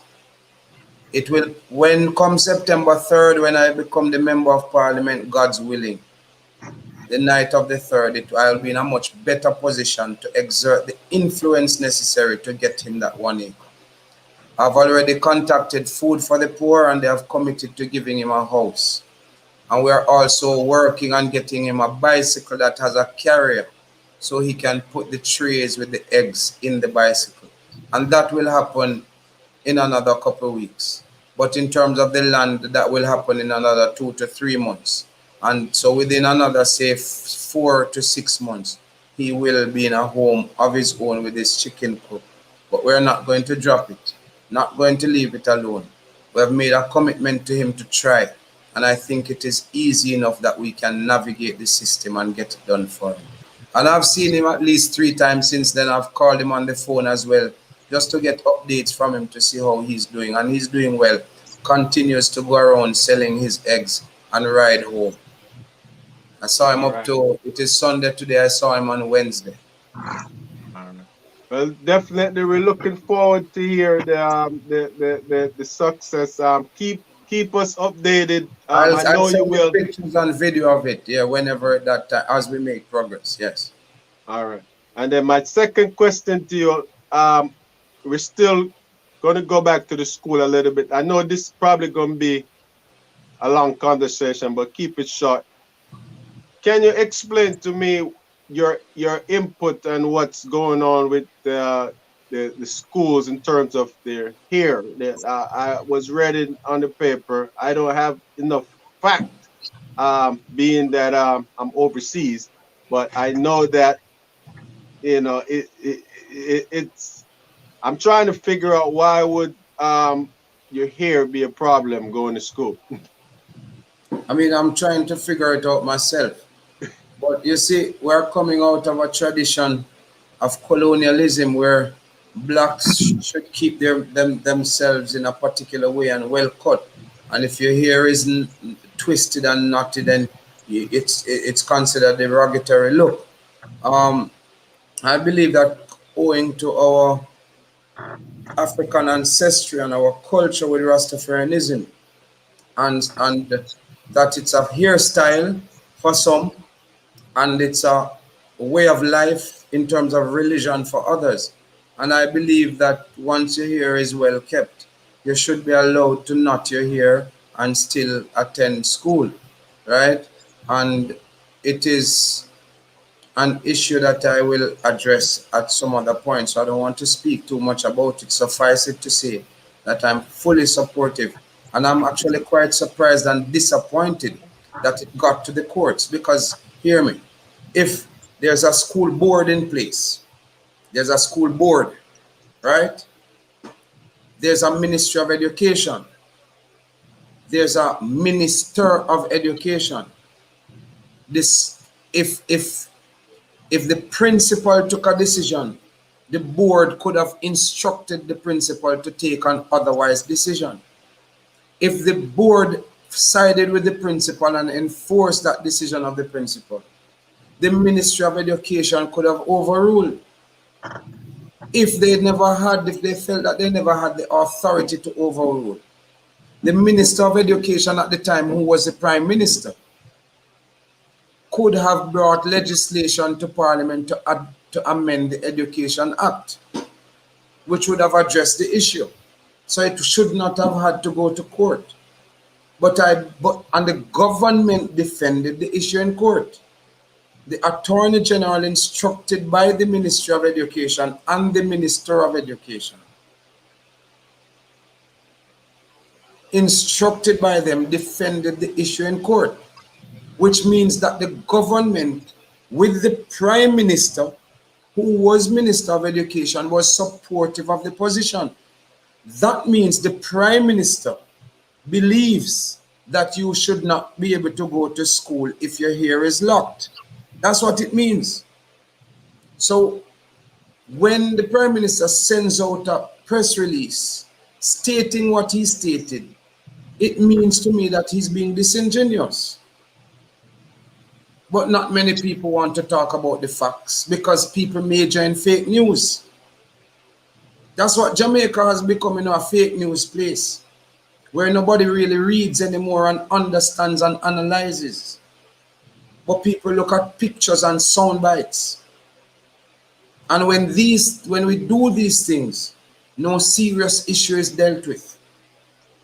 And if the slaves were like this, we would still be in slavery. And if the blacks were like this, we would still be living in a segregated United States. And we need to understand that a luta continua. The struggle continues. We have made significant progress over the years, but the struggle continues. And we need to stay awake and alert and continue to progress the race and the nation and the downtrodden and the dispossessed. All right, my friend. I'm going to leave that for that now. I guess I'm going to pull it over back to Ian to see, getting the final stage now. All right, Sir Basil. So as I see, you're a man with a lot of vision so far, and with that vision that you have, definitely you can't do it alone.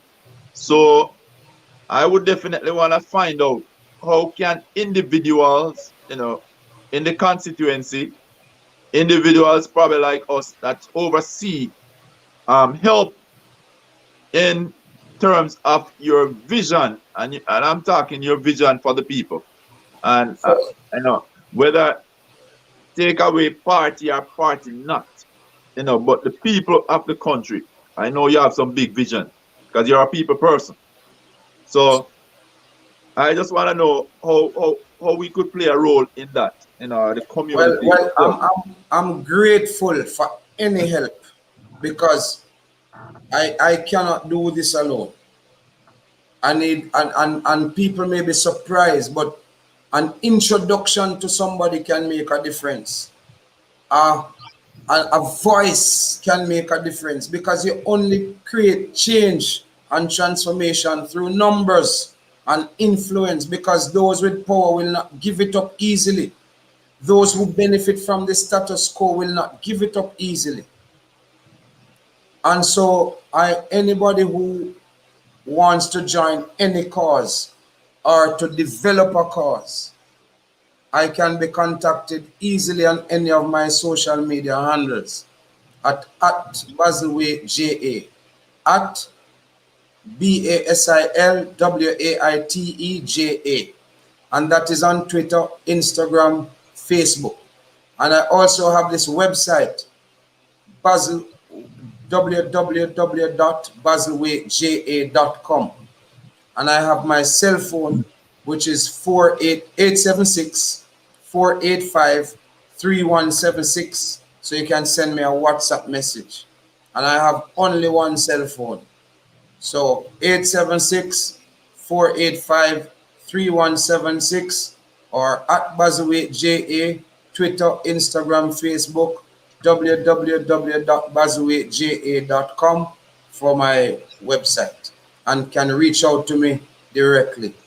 And I would welcome any support, any help, whether with the constituency or otherwise. And thank you very much for asking that question so I could have shared that information. All right. So on this interview, just a little chat as we are having, as you can see, we're just talking. I know this pandemic, I could not leave and have you go without even talking about the pandemic on a whole. That for the longest time we have never seen something that have affected every single country across the world somehow or the other. We have seen it have affected the whole tourism market in regards travel and everything. We know Jamaica depends upon tourists a lot of time. Even with the estate, I still will go back to it. Rum and everything. We go to every little party. Rum sell at every shop, every bar. We are at a point when the bar just closed. So I know that would have affected a lot of people. I've also seen where you have created a little thing for the people who were rearing their chicken and they were not able to market that. I would like you to talk a little bit on that initiative that you have taken in terms of helping those people to get out some of those chicken. And so I know this pandemic has affected everyone in some way or the other. And could you elaborate a little bit on that in terms of Jamaica and even your constituency, if you want to go there? Well, I mean, in all my life, we have read about World War II, we have read about World War One, we have read about various things that has crippled a country at a particular point in time. I never imagined that I could see the entire world shut down at once. I never imagined it, but I've lived to see it. And based on where things are, things couldn't be shut down forever, because it would then be a case of picking your poison. Do you die by COVID or do you die from starvation? One of Okay. the two. So the country had to be reopened, but it's a new dispensation. I hate wearing the masks, but I have to at some point, and I have to be aware that I need to sanitize and walk with my little spray bottle with my alcohol, right? Um, but even greater than that, you have people who are actually starving. And so going out there and giving care packages, walking and visiting people is important. And what it highlights is how inadequate our social safety net is as a country. But it is expected because of how poor our economy is. And coupled with that, you have thousands of cane workers who are now going to the throes of uncertainty with regards to the closure of the factory. So it's a major issue, this whole pandemic in Jamaica and how it has affected the economy. Now, when at the onset of the pandemic, when there were no funerals, so no dead yards, no dance, no cookouts, where people who reared chicken in their backyard could send their kids to school. No school was open, so schools that would sometimes buy chicken from community members. So there was a backlog of chicken. People had to be giving away and throwing away, or it was rotting in the deep freeze because the deep freeze couldn't close. And I said to myself, what can I do about this? And I picked up the phone one morning and I called 4 supermarket owners. Oral Light of in town, Rupert Smith of Smith Wholesale, Andy from Max Value, and Mr. Harriet from Bundong. And unhesitatingly, they expressed a desire to support because I said this could be your COVID relief. These are the same people who support your establishment. But they were concerned that they can't sell the homegrown chicken because it's not properly labeled like the best dress. But that whole labeling rule, yes, I understand it, but it's a barrier to entry for the small man. And I was able to convince them that I'll speak to the Ministry of the Health authorities, and they actually purchased among them over 40,000 pounds of chicken and selling the local chicken, which eased the burden for quite a number of people. They got calls from as far as Westmoreland, even though it was specifically for Northeast St. Elizabeth. They got hundreds of calls with people coming in.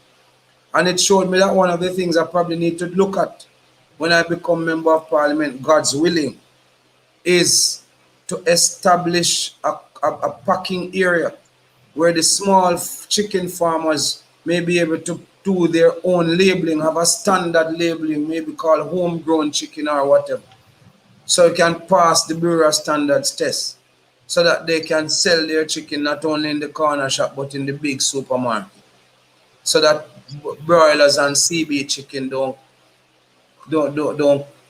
corral the entire market for themselves, so the little man can make something. Yeah, that was personally, I think that was a very good initiative because, as I said, I go back to agriculture. That was my first passion, even though now I operate in the medical field. But agriculture was my backbone, was my passion, and I understand everything from the grassroots up. I understand how these things affect each and every farmer because St. Elizabeth on a whole, I can say different part of St. Elizabeth have different crop, you know, that they will grow. Your side there, once you go up with the hills, you have pine and you have the ginger belt and you have the sugar cane and so forth. Go back on the south, the quick cash crop and all this stuff. Those are things that actually send the kids to school. And I'm really happy that I've seen you also think education as something that you're addressing. And I said I am from that belt now, the fact that my home is now over there in Balaclava area. And I've seen what has happened at Moses Valley. And you have got some water project going. But the literacy rate had gone up. I don't know, it's went out near Ian, I don't know what happened to him. If we're gonna get him back or his battery went. But guys, pretty good discussion here with the gentleman. And I really love it. It's not that we're coming in terms of politics or anything, but just from a human standpoint, and what he brings to this platform is that we see where a gentleman, a little youth from Eldersley in the deep rural St. Elizabeth was able to basically get himself to the highest level in terms of education, Harvard. Everybody knows to get into Harvard, it takes a lot in terms of your educational background. All right, welcome back again. We lost you right here. Yeah. What I was saying to the people, I was just giving them, to see a little youth from Eldersley, deep rural, to make it all the way to Harvard. That is such an accomplishment. And that is one of the reasons when somebody told me that they probably want to bring on Basil Waite, because he would be a good inspiration for people and youngsters, who are aspiring to become something greater. But then they could see that they can make it to the highest level. And to see that you have made it all the way to Harvard. Not that you had money, because I listen to stories. You're running on student loan, you're running on scholarship, you had your own challenges to get in there. But now that you're back, son of the soil, as you say, a slogan, I see where now you're putting education at the forefront. I was referring back to the area, Roses Valley and all of those areas. I tell you, I know that area pretty well. But what you have done with the primary school there, the latest literacy rate have improved tremendously. And that is just one of the schools, And that is something I tell people in my lifetime, if I can help just one person, I am proud of it. That one person can help many and help a nation tomorrow. So sometimes it's not so much in terms of the number, but one could mean a million tomorrow morning. And I really like that about you, that you're also taking the initiative to go back to the schools and the primary school at least. And you're looking into the community, what is needed, what that is a source of life. So, can you tell us a little bit more about education? And I know you have implemented the marketing about that, but from the primary level, what it is that you're doing there? Could you repeat that question? Yeah, and your audio is going in and out. Okay. I don't know what happened here. Just tell us a little bit more about the primary education, what you have going on there. Okay, let me tell you. The first intervention I made in primary education, there's a school called Schoolfield Primary. It was called Schoolfield All Age. And when I went there in 2010, the literacy rate was 20 or 30%. And when I said to the principal, what's going on? Why is this? And she said she wasn't getting properly prepared students in grade 1. So I said, why? And she brought me across to the basic school, which was in a Watland building. And as you know, with basic schools, they're not really owned by anybody in terms of the state. And usually they find a bright young man or a bright girl who get a couple of subjects in high school and say, come man, come teach, and they go and teach. But one of the most difficult areas to teach is early childhood, yet we take it for granted. And we said, okay, she suggested that we could bring the basic school over to have an infant department, and I went and met with the Ministry of Education in 2010, 2011. And they said, okay, they don't have a problem with that, but it would mean they would have to take over the school and pay the teachers, and the teachers would have to be qualified. But they couldn't do it because they were pit latrines, and they couldn't have early childhood at a pit latrine. And they also didn't have a play area for the infant department. So I went to Chase Fund and we got $7 million donated to convert, to build the flush toilets and to build a play area. And the school's name was changed from Schoolfield All Age to Schoolfield Primary and Infant Department.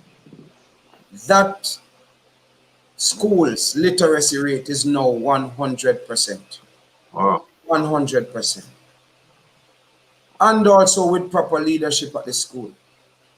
Similarly, Roses Valley Primary was having a similar difficulty. And we got the ministry to take over and create the infant department. And that literacy rate, when I went to the graduation last year, was 100%. They have a water problem.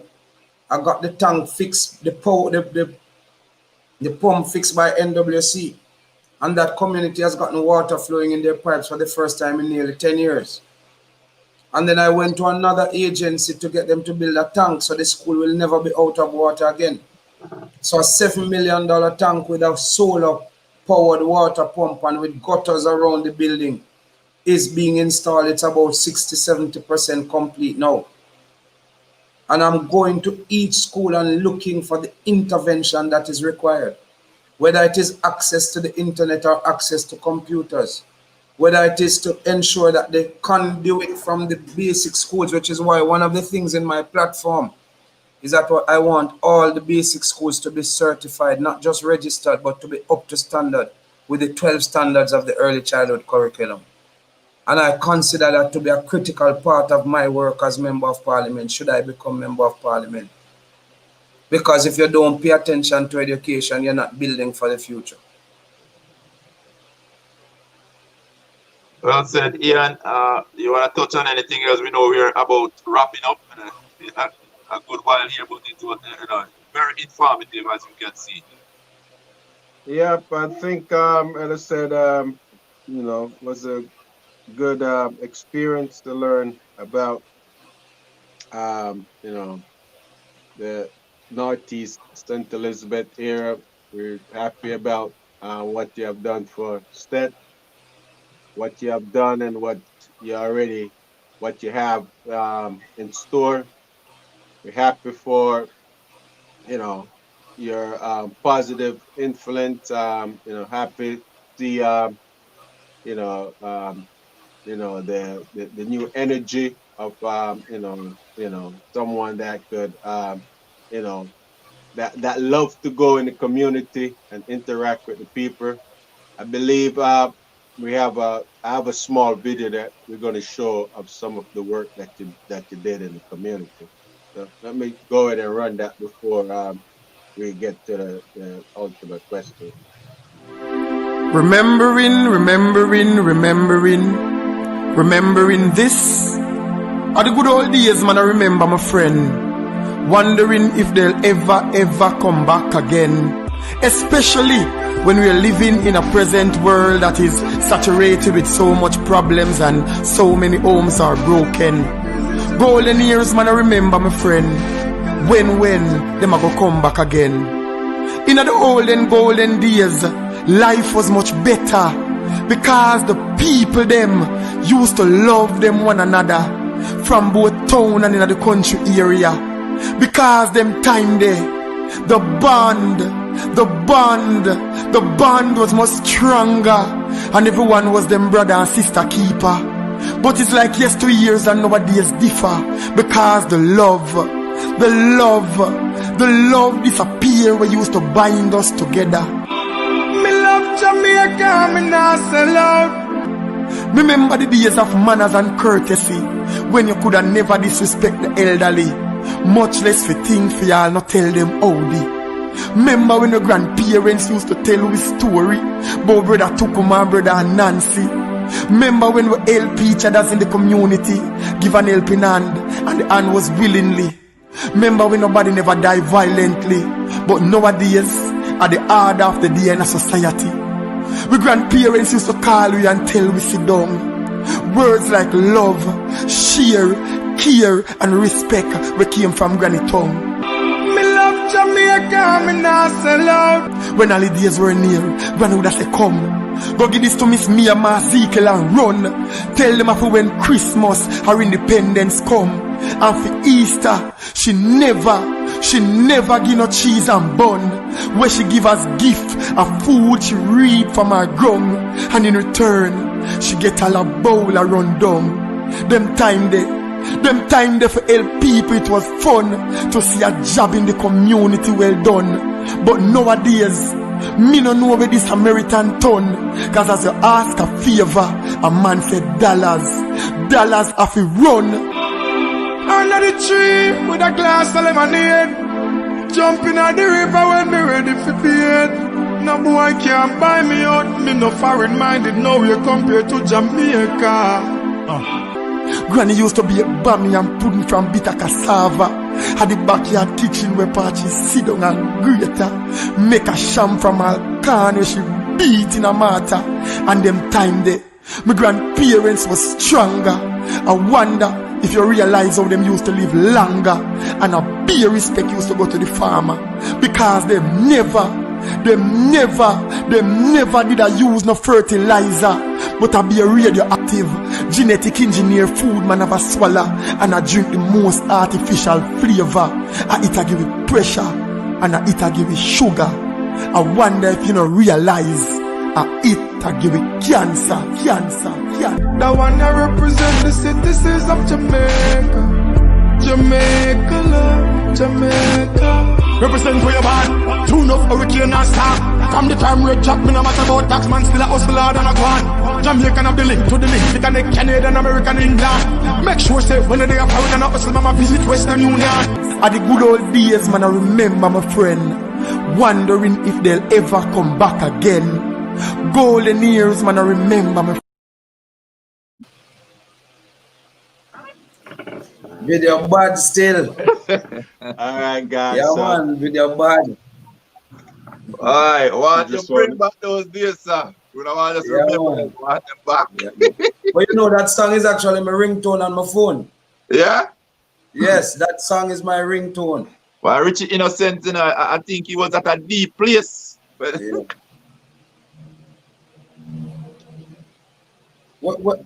All right. Well, we just want to put that out there that just highlight some of the your work and thing you do with the integrity with the Yeah, work. man. Work and integrity, the motto of state. You can tell your viewers, man. You can tell them the motto of state, work and integrity. Yeah, man, you can tell them, man. All right, Ian. Any final thoughts for before we close off? We're getting close to the 2 hour mark. I know it was a well spent time, so we're just gonna go towards get a final remarks from everyone, and we'll just excited to go back and listen to ourselves later. well, I just personally wanna say thank you to Mr. Basil Waite and his team, just to basically taking the time out to be here tonight on the platform with Real Talk with Ian and Ian. You know, I definitely know you have bring a lot of awareness. You have basically opened up a lot of eyes. Your vision, it is broad. I can see you're seeing way ahead. I really am proud of the work that I've seen. That what you're doing. I am proud of you as a man. Coming from the hills of Eldersley, as you have said, and managed to get yourself all the way to Harvard in terms of education. Still see where you're that community person. Well diversified. Basically eyes of an eagle. I would say you're looking from afar, but you're able to spot every little dot. And I'm really happy that you have loaned us a little of your time just to be here on the platform. Very grateful for it, and I can also speak on behalf of our audience or followers. I know they would have gotten a lot of positive from here, and that's all that we aim and intend to do. Is to basically bring people on the platform who are able to motivate someone, uplift someone, inspire someone, and somebody who have been through a journey. And as we say, earlier I said it, a journey with Basil Waite. And I know the journey is just probably midway where you want to get to, but you would have your eyes set on the goal ahead. And before you wrap up, I would just need you to close out in terms of that. You give us a little wrap up, and I don't know if Ian will close off there, but I just want to say really thank you for being here. We're really pleased, and I really love the interview personally. It was packed with knowledge. Well, on my part, let me just say that I'm actually surprised that you're saying that you're grateful for my time when in fact it is really the opposite. I am happy that you asked me and gave me this opportunity just to articulate a number of issues. And I would just want to commend you guys. You never had to do this. I mean, in terms of the program that you have going, it you're highlighting issues, you're highlighting people, and you never know what will come out of it. And you could just be comfortable on this Sunday night with your family or watching television or something, but instead you choose to do this. I just want to commend you and big you up for it, and I want to thank you from the bottom of my heart for giving me the platform to articulate some of what I want for the constituency, but to highlight some of what I've done. and I know it has reached a number of persons, and it will make an impact in the thrust going forward. Once again, I just want to remind people, if you want to get in touch with me, it's Basil at Basil Waite JA on Instagram, Twitter, or Facebook, and www.basilwaiteja.com, or WhatsApp 876-485-3176. Thank you very much once again for having me, and I look forward to us meeting up in person. And Wheatley, it's a joy to talk to you as a legend. When I was going to school, even though you were maybe a year older than I am, you were a legend even in those days. And to see you when you went on to become an Olympian, and then Ian himself, who is a Headley Cup winner, and I always wondered what it's like to be out there in the throes of battle in cricket, facing some pace and some spin bowling and the discipline and the concentration that it requires. And that is a part of your DNA, which caused you to be doing a program such as this. The focus and the discipline and the rigor that comes from training, and always wanting to do more and to be the best version of yourselves. And those days of physical training are behind you in terms of being the best versions of yourself. But now you want to also be the best version of yourself as a wholesome person and giving back. And I think that's where this idea probably emerged from for you guys. And I want to commend you and thank you very much for the opportunity. Well, Thank you. for me, I just want to give glory and praise to the Heavenly Father, Lord Jesus Christ, for me. I know that every step of my walk and every step of my talk, it's He the one that the source of my strength, that give me food to eat and provide for me and look over me and watch over me. So, my saying would be, I'm pray and trust that, whatever you do, whatever you walk, that, that the world standards are so hard because you can't please everyone, but we know that, the standard of, where we get our standard and what we learn, from a spiritual standpoint, just for me, so everything, guys, I want to give glory to God because He's the one that the source of my strength. So, I thank you for, taking the time and like I said, we wish you all the best, with, your walk and, your journey of, pursuing, what you're set out to do in terms of, bring soil to the soil. Yeah. So with that said and done, man, we hope to hear back. We'll be keeping touch. We'll be following you to see how things go in September. And as I said, we wish you all the best again. That's personally from me. Thank you very much.